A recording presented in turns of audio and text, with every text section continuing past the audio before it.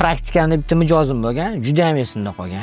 Biz u odamga borganmiz, 17 ta stanogiga sovutish uchun, chiller suvini sirkulyatsiya qilib berish uchun nasos hisoblab berganmiz-da. Hisoblab sizni stanoklaringizga mana shu 100 kubalik nasos yetadi, 15 metr qarshilik bosib o'tsa yetadi, bo'ldi, shu yetadi. Mana bunaqa kranlar, mana bunaqa turbalar qo'yib turib, uni ishlatasiz deb tushuntirib berdik. U mijozimiz keyin bizdan nasos olmoqchi bo'ldilar. Biz ularga italyanskiy nasos hisoblab berdik.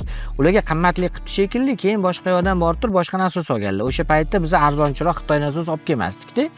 Ana o'sha biroda nasos olganlar, lekin shu bolani intellektualniy собственностьidan, bu bolani yechimlaridan men foydalandim. Menga to'g'ri hisoblab berdi endi deb turib, ishxonamizga bir kun kelib, hisoblab berganimiz uchun отдельно pul berib ketdilar. Vaqtingizga rozi bo'linglar, hisoblab berganingizga rozi bo'linglar. Sizlarning yechimingizdan foydalandik, ishlatdik, yaxshi ishlayapti, rahmat dedilar.